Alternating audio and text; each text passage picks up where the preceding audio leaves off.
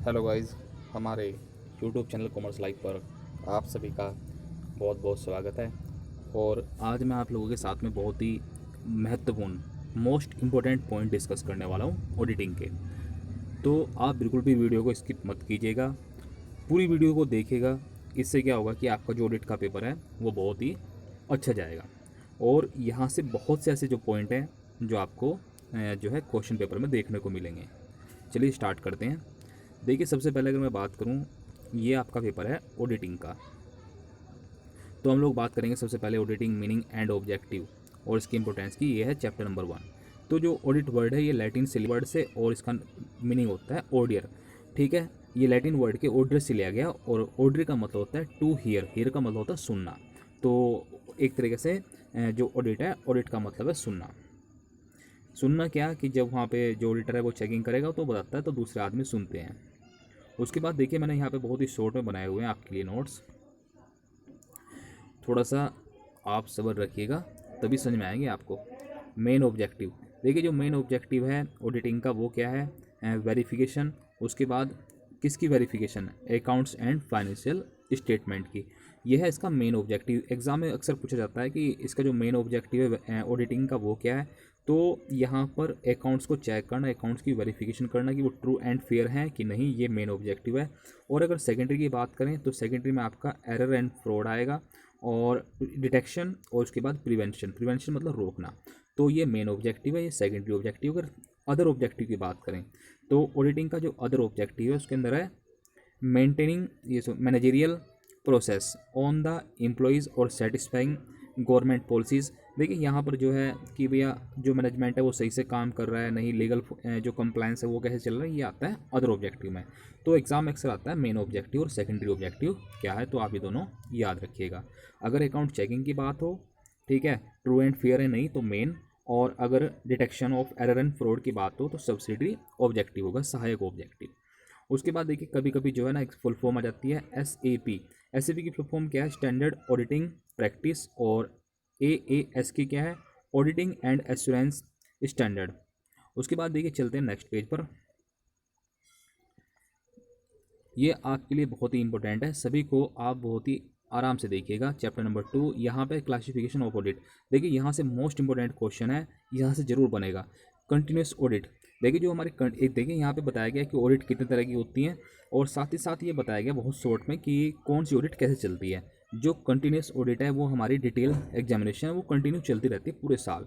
Periodical audit क्या है? ये फाइनल ऑडिट है और साल के लास्ट में होगी, at the end of the accounting year. जब अकाउंटिंग पीरियड हमारा कंप्लीट होगा तभी होगी ये आपकी ऑडिट जो है पीरियडिकल ऑडिट। ठीक है, उसके बाद है third, स्टेटरी audit under the permission of law. यहाँ पर इस ऑडिट को कराने के लिए हमें लॉ की परमिशन लेनी पड़ेगी। उसके बाद ये जो स्टेटरी ऑडिट है ये आपकी जॉइंट स्टॉक कंपनी की होगी, पब्लिक की होगी, और चैरिटेबल जितने ट्रस्ट हैं उनकी भी होगी। कोऑपरेटिव सोसाइटी, कोऑपरेटिव सोसाइटी अगर पूछने लगे कौन सी ऑडिट होगी तो स्टेटरी होगी। बैंकिंग एंड इंश्योरेंस कंपनी और पब्लिक कॉरपोरेशन जितने भी हैं, तो एग्जाम में अक्सर पूछा जाता है कि जो हमारे कोऑपरेटिव सोसाइटीज़ हैं उनकी जो ऑडिट है वो कौन सी होगी, तो ये आपकी स्टेटरी ऑडिट होगी। उसके बाद देखिए कैजुअल ऑडिट। कैजुअल ऑडिट क्या होता है कि इन सर्टेन मैटर्स, कभी कभी जैसे कुछ इस तरह के मैटर जाते हैं कि हमें ना बीच में ही कोई चीज़ की इन्वेस्टिगेशन करनी, जांच करनी है, तो वहीं पे हम लोग ना ऑडिट कर देते हैं, उसे कहते हैं कैजुअल ऑडिट। तो ये सर्टेन मैटर्स पे होती है। उसके बाद standard audit, certain items are check completely. Standard audit में क्या होगा कि जो कुछ हम लोग सेलेक्ट करेंगे, सर्टेन आइटम्स को सेलेक्ट करेंगे और उसे डीपली चेक करेंगे, बिल्कुल ठीक है। तो ये एक तरह से हमारा सैम्पल चेकिंग भी होता है। स्टैंडर्ड चेकिंग को हम लोग सैम्पल चेकिंग भी कह सकते हैं। अगर मैं 6 की बात करूँ, इंट्रीम ऑडिट, तो जो हमारी इंट्रीम ऑडिट है ये बिटवीन द टू ऑडिट, ये आपकी दो ऑडिट के बीच में होने, बिटवीन द एनुअल ऑडिट। देखिए यहाँ पर एक ऑडिट हुई है और यहाँ पर हमारी एनुअल ऑडिट हुई है, ठीक है, ये भी एनुअल ऑडिट है और ये भी एनुअल ऑडिट है। इन दोनों के बीच में जो भी ऑडिट होगी उसे हम लोग कहेंगे इंट्रीम ऑडिट। चलिए और थोड़ा आगे चलते हैं। आप लोग सभी बहुत ही ध्यान से देखिएगा बस, और अपने दोस्तों के साथ शेयर जरूर कीजिएगा ताकि उन लोगों को भी फ़ायदा मिल सके। उसके बाद देखिए ऑडिट प्रोसेस क्या चलता है, ऑडिट प्रोग्राम। ऑडिट प्रोग्राम क्या होता है? जैसे हम लोग कोई प्रोग्राम बनाते हैं, कहीं हमें जाना है तो हम लोग क्या करेंगे, उसके लिए पहले से प्रोग्राम बनाएंगे। ऐसे ही हमारा ऑडिट के अंदर होता है डिटेल स्टेटमेंट गिविंग जो है full instruction and hints and guidance. देखिए ऑडिट प्रोग्राम में क्या होता है कि हमारी एक स्टेटमेंट होती है जिसके अंदर हम लोग क्या करते हैं कि हमें किस तरीके से काम करना है, ठीक है, उसके अंदर हिंट्स और उसके अंदर गाइडेंस लिखे रहते हैं। उसके बाद टेस्ट चेकिंग। टेस्ट चेकिंग का मतलब क्या होता है, सेलेक्ट फ्यू आइटम। कुछ टेस्ट चेकिंग का मतलब होता है आप यहाँ से बहुत से सामान, बहुत से आइटम यहाँ पे रखी हुई है, आप यहाँ से कुछ आइटम सेलेक्ट करेंगे और उसे रैंडमली और उससे डीपली फिर क्या है आप उसको एनालिसिस करेंगे, तो ये आपकी टेस्ट चेकिंग है। उसके बाद audit working paper. Audit working paper अगर एग्जाम में पूछने लगे कि किसकी प्रॉपर्टी है, तो ये जो है पर्सनल एसेट्स है किसकी, ऑडिटर की। उसके बाद ऑडिट नोटबुक जो है, ऑडिट नोटबुक क्या होती है, डायरी और रजिस्टर है, और ये भी आपका जो है ऑडिटर की ही असेट्स है। उसके बाद चलते हैं नेक्स्ट पेज पर। देखिए नेक्स्ट पेज पर यहाँ पर क्या दिया हुआ है, इंटरनल चेक। इंटरनल चेक क्या होता है, यहाँ पे इसे देखते हैं।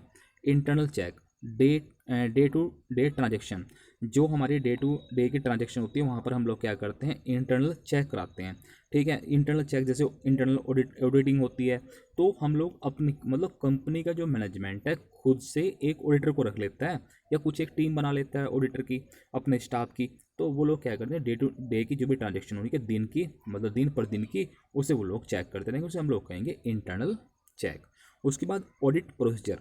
देखिए ऑडिट प्रोसीजर के अंदर कैसे होता है, जब ऑडिटिंग का प्रोसीजर स्टार्ट होगा तो किस तरह से होगा। सबसे पहले जरूरी है वाउचिंग। वाउचिंग क्या है, वाउचिंग एक डॉक्यूमेंट्री एविडेंस है in order to ascertain the accuracy and authenticity. मतलब सॉरी, ये जो वाउचिंग है, वाउचिंग क्या है, एक डॉक्यूमेंट्स है, ये एविडेंस है जो सपोर्ट करता है कि भैया ये जो ट्रांजेक्शन है ये हुई भी है या नहीं, तो उस तरह का एक एविडेंस है। मान के चलो आपने कोई चीज़ परचेज़ की है तो आपके पास बिल भी आया होगा, तो जो बिल है, ठीक है, वो बिल ही हमारा एक तरह से वाउचर है, और वो एक तरह से इस बात का एविडेंस है कि आपने कोई चीज़ परचेज़ की है। उसके बाद देखिए वाउचर। वाउचर क्या है, रिटर्न डॉक्यूमेंट है। उसके बाद प्राइम, यहाँ पे अगर हम वाउचर की बात करें, देखिए वाउचर भी दो तरह के होंगे। एक तो हमारा प्राइमरी वाउचर होगा जो ओरिजिनल होता है, और एक कोलैटरल वाउचर जो हमारा डुप्लीकेट कॉपी होती है। उसके बाद देखिए चलते हैं दोबारा से यहीं पर, audit of A company account compulsory in India. देखिए ऑडिट को जो है कंपनी की जो ऑडिट थी वो कंपलसरी किया गया था इंडिया के अंदर। कब किया गया था, 1914 में। उसके बाद देखिए स्टैंडर्ड, यहाँ पर अगले पेज पर चलते हैं, यहाँ से क्लियर नहीं दिखाई दे रहा था,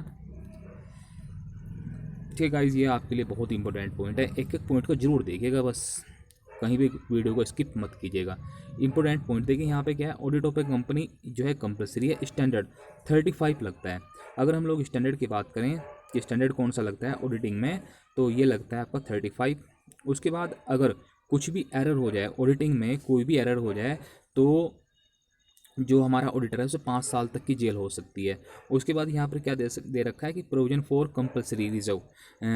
अगर देखिए कंपनी के लिए अगर रिजर्व जो बनाना वो क्या है, कंपलसरी है, तो ये आपका किसने बताया कि कंपलसरी है रिजर्व बनाना, तो ये कंपनीज एक्ट 1974 ने बताया। और जब अगर कोई बात हो जाए कंपनी के अंदर प्रोविजन को लेकर के, तो टेबल ए अप्लाई होगी, ठीक है। और टेबल ए कहाँ पे लिखी रहती है, आर्टिकल ऑफ एसोसिएशन में। Audit report is presented. देखिए जो ऑडिट की रिपोर्ट तैयार की जाएगी वो आप किसे देंगे, आप अगर ऑडिटर हैं तो वो देंगे आप सेक्रेटरी को। उसके बाद एक होता है देखिए आपकी क्वालिफाइड रिपोर्ट। क्वालिफाइड रिपोर्ट क्या होता है, अकाउंटिंग प्रिंसिपल्स आर नॉट जो है प्रोहिबिटेड और इन एडिक्वेट। मैं देख लेता हूँ एक बार से क्या लिखा हुआ है। देखिए क्वालिफाइड रिपोर्ट जो है, accounting principle are not appropriated, inadequate और डिस्क्रिप्शंस प्रॉपर वर्क्स जो है proper books of accounts are not kept. देखिए अगर आपने ऑडिटर हैं आप, और आपने जब आप किसी कंपनी की ऑडिट कर रहे हैं तो आपने देखा वहाँ पर जो अकाउंट्स वगैरह हैं या जो बुक्स ऑफ अकाउंट्स हैं वो प्रॉपर तरीके से मेंटेन नहीं है, तो आप कौन सी रिपोर्ट देंगे यहाँ पर, क्वालिफाइड रिपोर्ट देंगे। उसके बाद देखिए ऑडिटर को जेल हो सकती है, कितने साल तक की जेल हो सकती है, 7 ईयर तक की। जब को ऑडिटर का अपॉइंटमेंट करना होगा, जब कंपनी क्या करेगी, ऑडिटर का अपॉइंटमेंट करेगी तो 7 दिन पहले बता देगी, ठीक है। जैसे अगर हमें किसी ऑडिटर को अपॉइंट करना है तो यहाँ पर कंपनी क्या करेगी, उसे 7 दिन पहले बता देगी। उसके बाद है ऑडिटर नॉट अपॉइंटेड। अगर हम लोग जो है ऑडिटर को नहीं अपॉइंटेड कर पाए हैं, तो एजीएम के अंदर, ठीक है, एनुअल जनरल मीटिंग के अंदर अगर कंपनी ऑडिटर को अपॉइंट नहीं कर पाती है तो वो सेंट्रल गवर्नमेंट से कराएगी। उसके बाद जो कॉस्ट ऑडिटर होता है वो मैक्सिमम कितने कंपनी की ऑडिट कर सकता है, तो 20 कंपनी की ऑडिट कर सकता है। उसके बाद minimum percentage of provision for a insurance company, insurance company के लिए प्रोविजन कितना है, 40% तक प्रोविजन बनाना पड़ सकता है। कॉस्ट ऑडिट रिपोर्ट जो है जो कॉस्ट ऑडिट रिपोर्ट है वो आपको सबमिट करनी पड़ेगी कितने दिन के अंदर, 180 दिन के अंदर, ठीक है। उसके बाद चलते हैं आगे।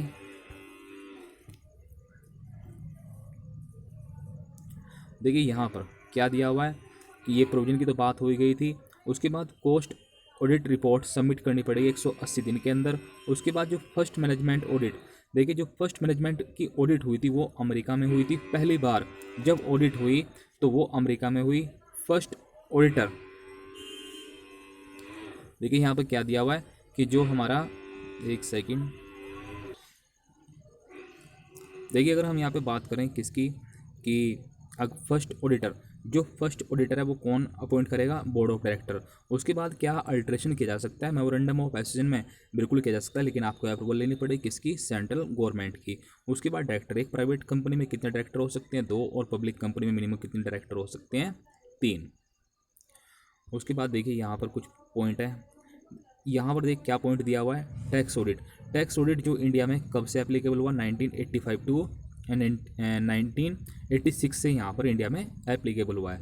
फॉरफिटेड ऑफ शेयर, अगर कोई कंपनी फॉरफिटेड करती है शेयर को तो उसे किसने ऑथोराइज़ किया हुआ है, उसे इस काम के लिए ऑथोराइज़ किया हुआ है आर्टिकल ऑफ एसोसिएशन ने। देखिए ये एक बहुत इंपॉर्टेंट पॉइंट है, मैं ये आपके साथ में थोड़ा सा लास्ट में जो है डिस्कस करूँगा। उसके बाद चलते हैं नेक्स्ट पॉइंट पर।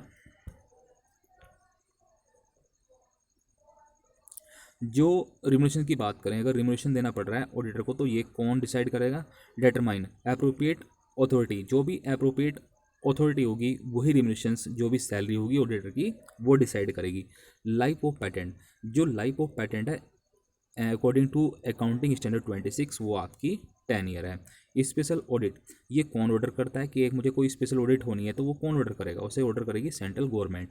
ऑडिटर को जेल हो सकती है कितने साल तक के लिए, 7 साल तक के लिए। कंपनी को अपनी बुक संभाल के रखनी पड़ती हैं, मतलब ऐसे नहीं कि जैसे कोई कंपनी चल रही है और अपने पिछले साल के अकाउंट से उठा के कहीं पे फेंक दिया या इधर उधर गुम कर दिया, ऐसा नहीं है। कंपनी को कम से कम अपने अकाउंट को 8 सालों तक बिल्कुल प्रॉपर संभाल के रखना पड़ता है, ठीक है। तो एग्जाम में आ गया कि कंपनी को कितने अकाउंट कितने सालों तक अपने बुक्स ऑफ अकाउंट को मेंटेन रखना पड़ता है, तो 8 ईयर तक।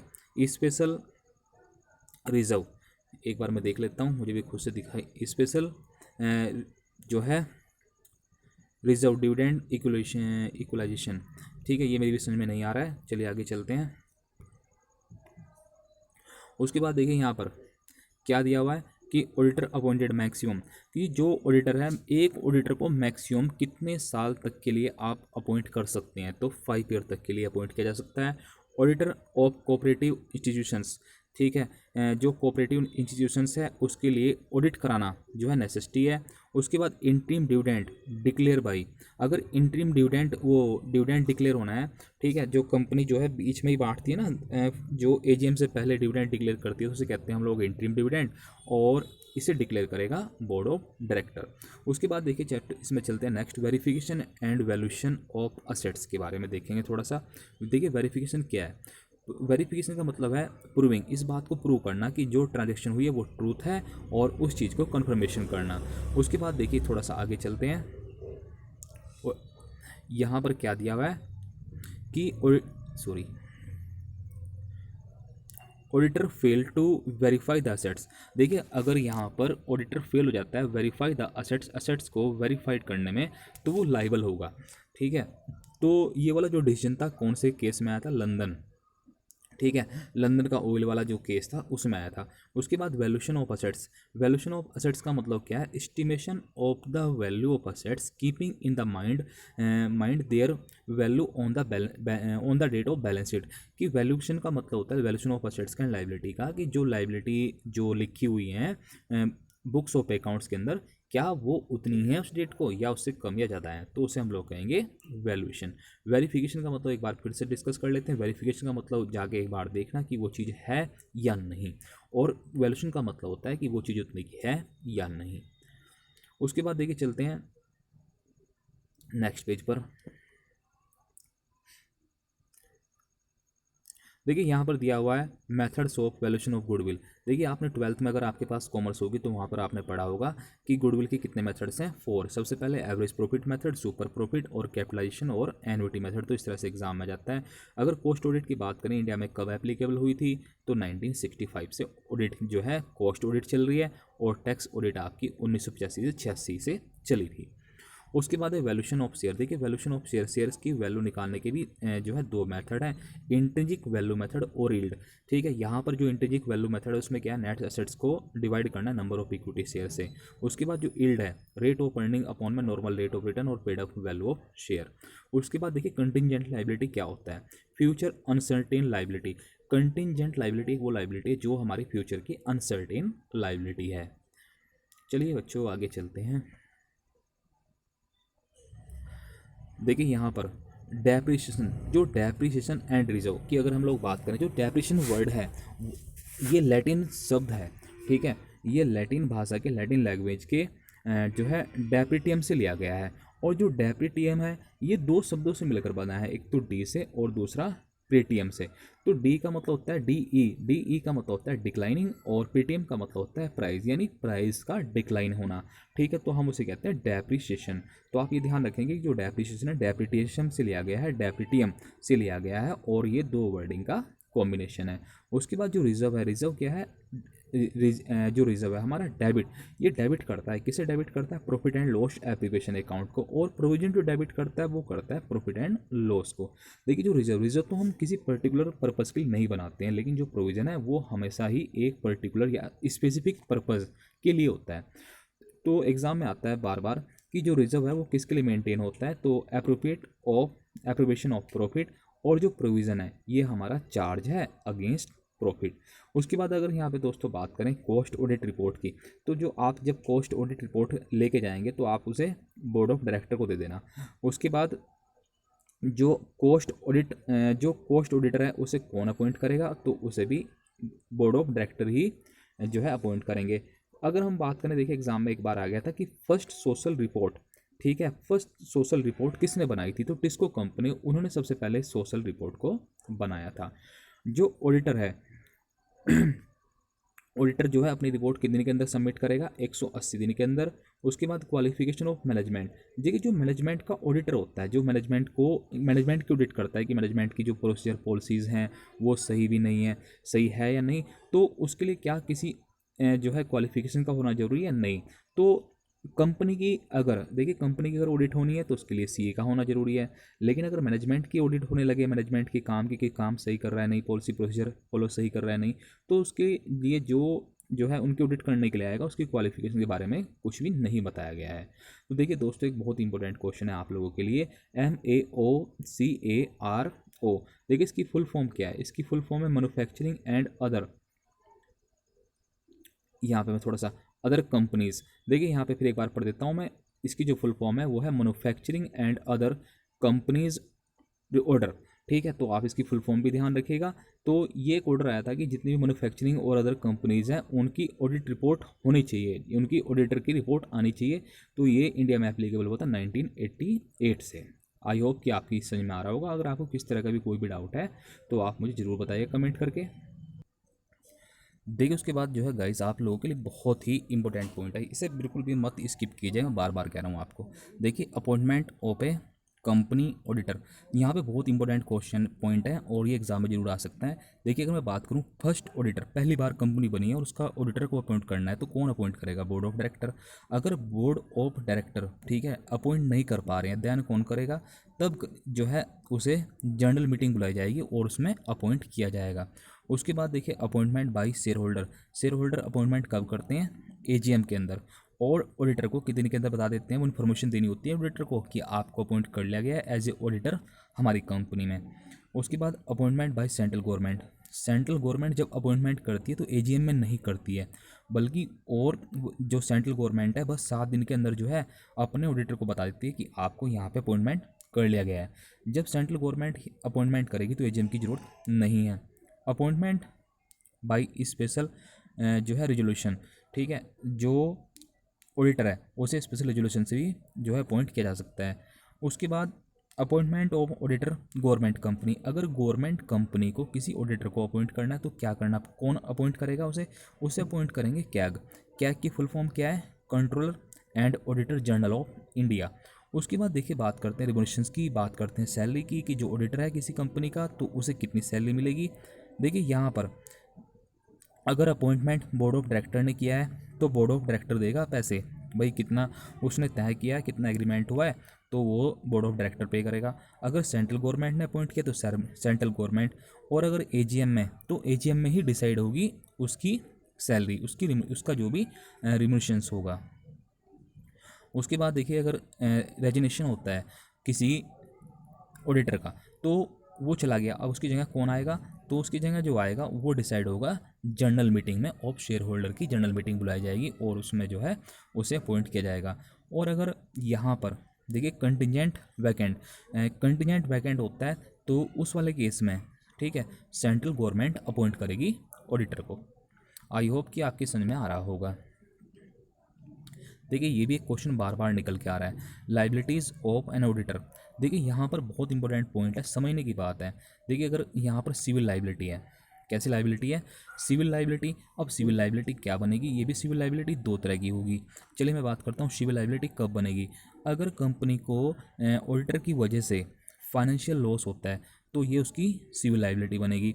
और नेग्लिजेंस वाली लाइबिलिटी कब बनेगी, अगर देखिए यहाँ पर दिया हुआ है negligence, liability for negligence acting careless. देखिए जो ऑडिटर है उसने जो है बिल्कुल केयरलेस होकर ध्यान नहीं दिया और कंपनी को कोई भी इस तरह का लॉस हो जाता है, ठीक है, तो वहाँ पर क्या होगा, liability for negligence. Liability for miss fairness क्या होगा, अगर वो जो है ब्रीच ऑफ ट्रस्ट, देखिए ट्रस्ट या अपना जो है अपनी ड्यूटी ढंग से नहीं करता है, जो विश्वास था कंपनी का उस पर ऑडिटर पर वो उसने तोड़ दिया, तो उसके लिए क्या होगा, ये वाली पेनल्टी लगेगी। उसके बाद क्रिमिनल लाइबिलिटी कब लगेगी, wilfully makes a false statement. देखिए ऑडिटर ने गलत रिपोर्ट दे दी, उसे जानबूझ के दी है, तो उस पर जो केस होगा वो कौन सी लाइबिलिटी बनेगी, उसकी क्रिमिनल लाइबिलिटी।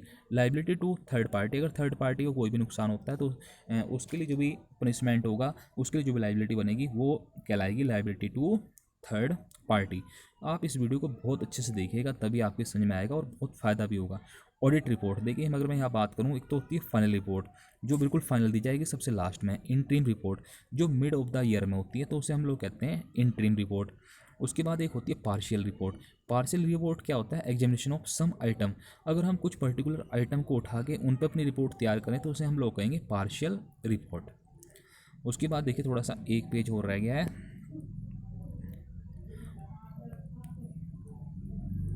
देखिए उसके बाद जो है यहाँ पर रिपोर्ट की बात चल रही थी। उसके बाद एक होता है आपकी क्लीन रिपोर्ट, जिसे हम लोग क्लीन रिपोर्ट को अनक्वालिफाइड रिपोर्ट कहते हैं, यानी कि फेयरनेस, कि जो भी कंपनी में चल रहा है सब कुछ बहुत अच्छा चल रहा है तो वहाँ पर जो ऑडिटर अपनी रिपोर्ट देगा उसे हम लोग कहेंगे अनक्वालिफाइड या फिर क्लीन।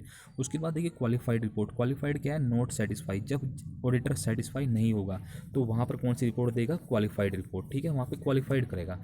उसके बाद है कोस्ट ऑडिट। कोस्ट ऑडिट कब इंडिया में एप्लीकेबल हुई थी, 1965 में, और वर्ल्ड में 1935 में। मैनेजमेंट ऑडिट जो है यूनाइटेड स्टेट ऑफ अमेरिका से आई है। यहाँ पर इसमें क्या होता है, जो मैनेजमेंट ऑडिट है, फंक्शन पॉलिसीज एंड एक्शन देखे जाते हैं कि भैया मैनेजमेंट सही से जो फंक्शन सही से कर रहा है कि नहीं, पॉलिसीज सही लगा रहा है कि नहीं, एक्शन सही हो रहे हैं कि नहीं। तो ये जो है इसकी जो शुरुआत है वो अमेरिका से हुई थी। कोस्ट ऑडिटर, देखिए जो कोस्ट ऑडिटर है वो कौन अपॉइंट करेगा, वो आपका जनरल मीटिंग में होगा, ठीक है, सॉरी जीएम अपॉइंट करेंगे, और या फिर सेंट्रल गवर्नमेंट करेगी, और ये अपनी रिपोर्ट सबमिट करेगा सेंट्रल गवर्नमेंट को। ये बोर्ड ऑफ डायरेक्टर हैं वो पोस्ट ऑडिटर को अपॉइंट नहीं करेंगे। तो ये थी जानकारी आप लोगों के लिए। आई होप कि आपको बहुत अच्छी लगी होगी। अगर आपको अच्छी लगी तो अपने जो है दोस्तों के साथ इसे शेयर ज़रूर कीजिएगा, ठीक है। Thanks for watching.